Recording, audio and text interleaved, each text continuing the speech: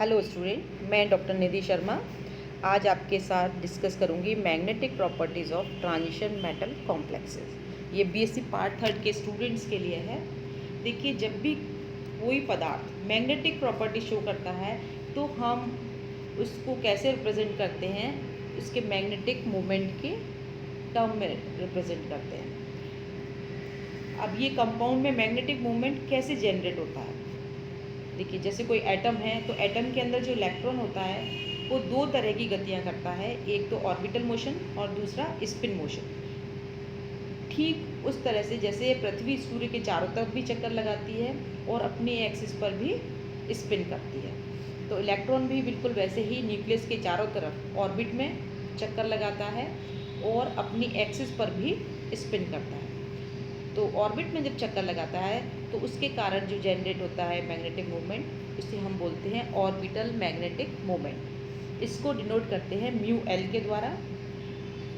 और जो spin motion के कारण मैग्नेटिक मोमेंट जनरेट होता है उसे हम डिनोट करते हैं म्यू एस के द्वारा।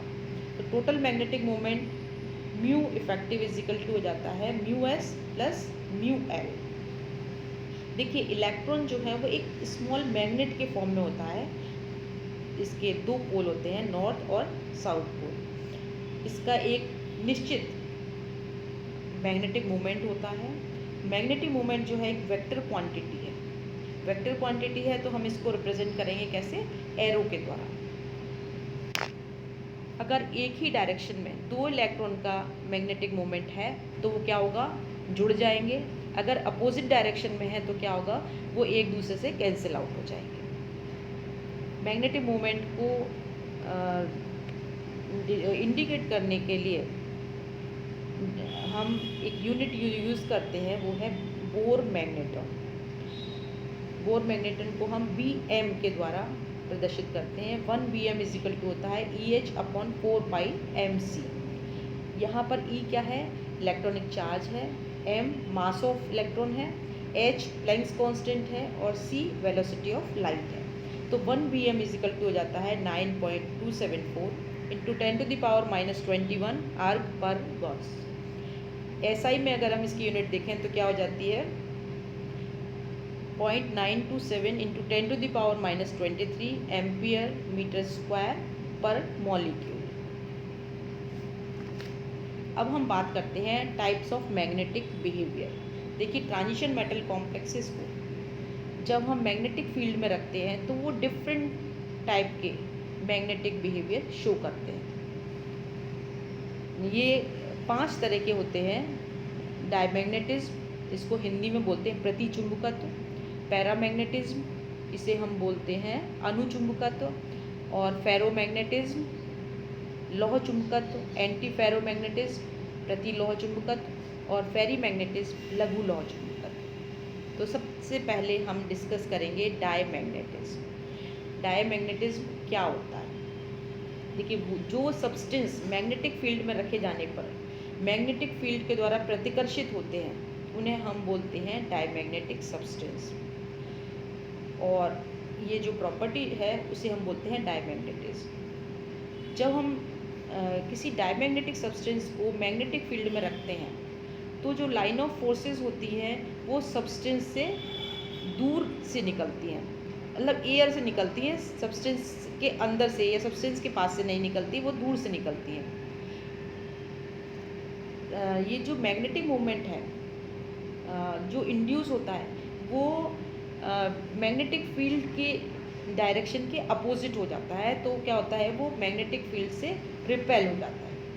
जो सब्सटेंस है वो क्या होगा? मैग्नेटिक फील्ड से रिपेल होगा। देखिए, एक ऑर्बिट में अगर दो इलेक्ट्रॉन्स हैं, यहाँ हमने इसको शो कर रखा है कि तो उनका स्पिन कैसा होता है? एक का क्लॉकवाइज होता है, दूसरे का एंटी क्लॉकवाइज होता है।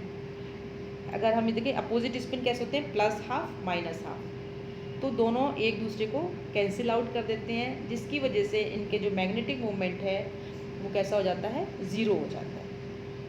डायमैग्नेटिक प्रॉपर्टी जो है वो पेयर्ड इलेक्ट्रॉन्स की प्रॉपर्टी है। पेयर्ड इलेक्ट्रॉन की प्रॉपर्टी है तो जिस भी एलिमेंट में या कंपाउंड में पेयर्ड इलेक्ट्रॉन है तो वो सभी डायमैग्नेटिक प्रॉपर्टी तो शो करेंगे ही। एक्सेप्ट हाइड्रोजन, हाइड्रोजन के पास एक ही इलेक्ट्रॉन है, इसके अलावा सबके पास पेयर्ड इलेक्ट्रॉन होते ही हैं, फिल्ड सब शेल होते ही हैं, तो वो डायमैग्नेटिक प्रॉपर्टी तो शो करते ही है। अब इनके एग्जांपल्स हम ले लेते हैं। TiO2 V2O5। देखिए TiO2 में टाइटेनियम किस ऑक्सीडेशन स्टेट में है, +4 में है। वेनेडियम पेंटाऑक्साइड में वेनेडियम +5 ऑक्सीडेशन स्टेट में है। हम टाइटेनियम का इलेक्ट्रॉनिक कन्फिग्रेशन देखते हैं। यहाँ पर एटॉमिक नंबर टाइटेनियम का 22 होता है। तो यहाँ अगर देखें इलेक्ट्रॉनिक कन्फिग्रेशन तो क्या होगा, 3d2 4s2। टाइटेनियम जब +4 में जाएगा तो क्या होगा, 4 इलेक्ट्रॉन्स कहाँ से निकलेंगे, 3d से निकल गए 2 और 4s से 2 निकल गए, तो इसके पास पेयर्ड इलेक्ट्रॉन बचे 3s2 3p6। पेयर्ड इलेक्ट्रॉन है तो ये कैसा शो करेगा, डायमैग्नेटिक प्रॉपर्टी शो करेगा। बिल्कुल ऐसे ही वेनेडियम में जिस किसी भी कंपाउंड में पेयर्ड इलेक्ट्रॉन है तो वो डायमैग्नेटिक प्रॉपर्टी शो करते हैं। देखिए पैरामैग्नेटिक जो सब्सटेंस होते हैं वो भी डायमैग्नेटिक प्रॉपर्टी शो करते हैं, लेकिन डायमैग्नेटिक प्रॉपर्टी कैसी होती है, वीक प्रॉपर्टी है। इसलिए जो डोमिनेटिंग प्रॉपर्टी है वो कौन सी है, पैरामैग्नेटिक। तो वो जो शो होगी वो कैसी होगी, पैरामैग्नेटिक प्रॉपर्टी शो होती है। डायमैग्नेटिक प्रॉपर्टी सभी में होती है क्योंकि पेयर्ड इलेक्ट्रॉन सभी में होते हैं। अब हम लेते हैं पैरामैग्नेटिज्म, अणुचुंबकत्व। देखिए वो जो सब्सटेंस मैग्नेटिक फील्ड में रखे जाने पर मैग्नेटिक फील्ड के द्वारा अट्रैक्ट हो, या हम कहें मैग्नेटिक फील्ड की जो इंटेंसिटी है उसको बढ़ा दे, तो वो क्या कहलाएंगे, पैरामैग्नेटिक सब्सटेंस। अगर ऐसे सब्सटेंस को मैग्नेटिक फील्ड में रखते हैं तो लाइन ऑफ फोर्सेस जो हैं वो एयर में निकलने की बजाय सब्सटेंस के अंदर से निकलना प्रेफर करती हैं। देखिए अभी हम इसको दिखाते हैं डायग्राम से। यहाँ देखिए डायमैग्नेटिक बिहेवियर और पैरामैग्नेटिक बिहेवियर शो हो रहा है। तो यहाँ पर अगर आप देखें इसमें डायमैग्नेटिक बिहेवियर में जो सब्सटेंस रखा हुआ है, जो निकल रही है लाइन ऑफ फोर्सेस, देखिए ये बाहर से निकल रही है, और जबकि पैरामैग्नेटिक में क्या है, वो सब्सटेंस के अंदर से निकल रही है। ठीक है, अब हम चलते हैं कि मैग्नेटिक मोमेंट जो है, ये पैरामैग्नेटिज्म जो है प्रॉपर्टी, तो इसको शो करने के लिए हम देखते हैं कि जो B का जो मान है वो कैसा होता है, H से हमेशा ज़्यादा होता है। B क्या चीज़ है, मैग्नेटिक फ्लक्स डेंसिटी है, और H क्या चीज़ है, स्ट्रेंथ ऑफ मैग्नेटिक फील्ड है। तो मैग्नेटिक फ्लक्स जो है वो हमेशा स्ट्रेंथ ऑफ मैग्नेटिक फील्ड से क्या होगा, ज़्यादा होगा। या हम कहें B/H जो है इज़ ग्रेटर देन 1, या हम इसको ऐसे भी कह सकते हैं कि काई का जो मान है, मैग्नेटिक ससेप्टिबिलिटी का जो मान है, हमेशा पॉजिटिव होता है पैरामैग्नेटिक सब्सटेंस के लिए।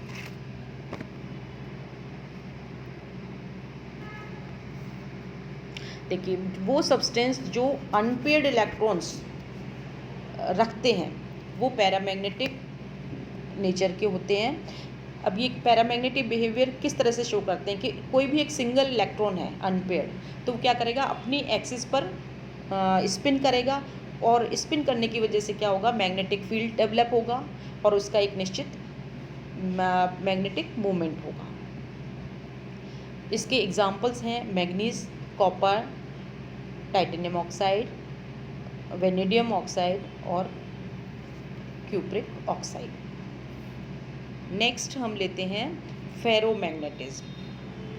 फेरोमैग्नेटिज्म क्या है कि वो फेरोमैग्नेटिज्म एक तरह से हाईली पैरामैग्नेटिक बिहेवियर है। देखिए जो सब्सटेंस मैग्नेटिक फील्ड में रखे जाने पर वो इसके द्वारा स्ट्रॉन्गली अट्रैक्ट हों तो हम उन्हें बोलते हैं फेरोमैग्नेटिक सब्सटेंस। जब हम मैग्नेटिक फील्ड को वहाँ से हटा लें तो क्या होता है कि जो फेरोमैग्नेटिक सब्सटेंस हैं वो खुद एक परमानेंट मैग्नेट की तरह बिहेव करने लग जाते हैं। और ये क्यों होता है क्योंकि जो अनपेड इलेक्ट्रॉन्स हैं वो इस तरह से अरेंज होते हैं कि सभी एक ही डायरेक्शन में, सेम डायरेक्शन में हो जाते हैं। इसकी वजह से ये कैसे होते हैं, हाईली पैरामैग्नेटिक हो जाते हैं। और ये जो एटम्स हैं या एलिमेंट्स हैं जिनके पास डी और एफ सब शेल जो होते हैं इनकम्प्लीट होते हैं, वो फेरोमैग्नेटिज्म ज़्यादा शो करते हैं। इनके जो एग्जांपल्स हैं वो हैं एफी, कोबाल्ट, निकिल, गैडोलिनियम, डिस्प्रोसियम। और इनके जो कॉपर, एल्यूमिनियम, मैग्नीज जो है, इनके एलॉयज़ भी फेरोमैग्नेटिज्म शो करते हैं। और ऑक्साइड्स फर्स्ट ट्रांजिशन सीरीज़ के जैसे Fe3O4, CrO2, ये भी फेरोमैग्नेटिज्म शो करते हैं। नेक्स्ट लेते हैं हम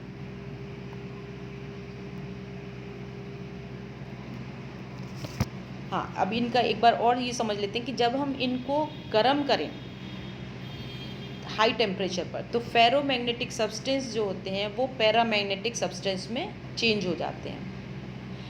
इसका रीज़न क्या है कि रेंडमाइजेशन ऑफ डोमेन्स, स्पिन का जो है वो रेंडमाइजेशन हो जाता है, अनइवन ओरिएंटेशन हो जाता है इलेक्ट्रॉन्स का, जिसकी वजह से ये कह सकते हैं पैरामैग्नेटिक बिहेवियर शो करते हैं। देखिए, ये magnetic moments of domains parallel to the magnetic field होता है। आप देखिए, इसमें डायग्राम में हमने शो कर रखा है।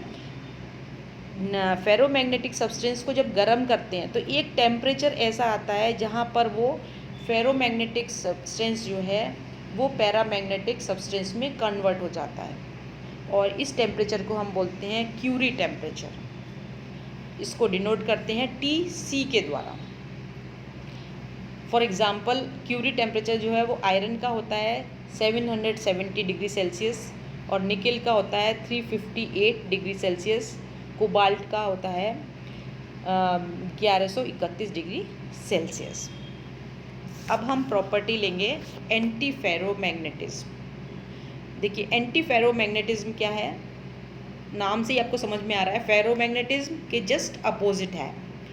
वो सब्सटेंस जो पैरामैग्नेटिज्म और फेरोमैग्नेटिज्म के बीच में होते हैं उन्हें हम क्या बोलते हैं, हम एक्सपेक्ट करते हैं कि जैसे उनके पास अनपेड इलेक्ट्रॉन है तो वो कैसी प्रॉपर्टी शो करेंगे, या तो वो पैरामैग्नेटिक होंगे या फिर वो फेरोमैग्नेटिक होंगे। लेकिन ना वो पैरामैग्नेटिक होते हैं ना वो फेरोमैग्नेटिक होते हैं। उनका जो मैग्नेटिक मोमेंट है वो कैसा होता है, ज़ीरो होता है।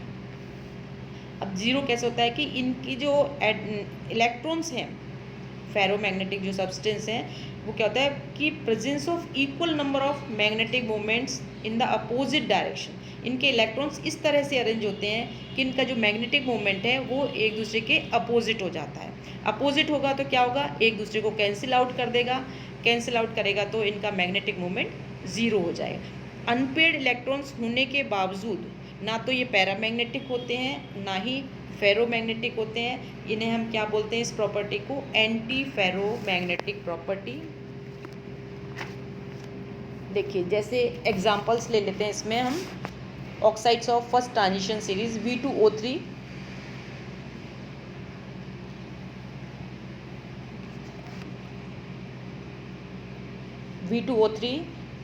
CrO3, MnO, MnO2, FeO, Fe2O3 और NiO। एंटी फेरोमैग्नेटिक सब्सटेंस को जब हीट किया जाता है तो एक टेम्परेचर ऐसा आता है, उसके बाद ये पैरामैग्नेटिक सब्सटेंस में कन्वर्ट हो जाते हैं, और इस टेम्परेचर को हम बोलते हैं नील टेम्परेचर। इसको डिनोट करते हैं Tn के द्वारा। देखिए, अभी डायग्राम में हम आपको दिखाते हैं कि ये है डायग्राम। इसमें देखिए, एंटी फेरोमैग्नेटिक सब्सटेंस नील पॉइंट रेड से शो कर रखा है, इसके बाद किस में कन्वर्ट हो गया, वो पैरामैग्नेटिक सब्सटेंस में। यह टेम्परेचर और ससेप्टिबिलिटी में ग्राफ है। फेरोमैग्नेटिक सब्सटेंस को हमने ग्रीन से शो कर रखा है, और ये क्यूरी टेम्परेचर के बाद कन्वर्ट हो जाता है पैरामैग्नेटिक सब्सटेंस में। चलिए, अब हम चलते हैं लास्ट की तरफ, फेरी मैग्नेटिज्म। फेरी मैग्नेटिज्म क्या होता है कि इसमें मैग्नेटिक मोमेंट जो है, सब्सटेंस का जो मैग्नेटिक मोमेंट है, उसमें क्या होता है कि जो के इलेक्ट्रॉन्स हैं वो पैरेलल और एंटी पैरेलल डायरेक्शन में होते हैं, लेकिन कैसे होते हैं, अनइक्वल नंबर्स में होते हैं, अनइक्वल नंबर, असमान उसमें होते हैं नंबर्स में। यहाँ आप देखिए कि कुछ ऊपर की तरफ हैं तो कुछ डाउनवर्ड डायरेक्शन में हैं। तो अपवर्ड डायरेक्शन में देखिए, शुरू में एक अपवर्ड डायरेक्शन में है, फिर डाउनवर्ड डायरेक्शन में है, फिर अपवर्ड में दो, फिर डाउनवर्ड में है। इस तरह से अनइवन नंबर में है इनके मैग्नेटिक मोमेंट। तो अनइवन नंबर होने की वजह से इनका एक मैग्नेटिक मोमेंट होता है जो ये शो करते हैं। अगर हम इन्हें फेरोमैग्नेटिक सब्सटेंस से कंपेयर करें तो ये वीकली अट्रैक्ट होते हैं मैग्नेटिक फील्ड के द्वारा, जबकि फेरोमैग्नेटिक जो होते हैं सब्सटेंस वो स्ट्रॉन्गली अट्रैक्ट होते हैं मैग्नेटिक फील्ड के द्वारा। एग्जाम्पल इसमें ले लेते हैं हम Fe3O4। ये क्या है, मैग्नेटाइट जो है ये फेरी मैग्नेटिज्म शो करता है। और ये जो सब्सटेंस हैं, these substances lose ferromagnetism on heating. Thank you, students.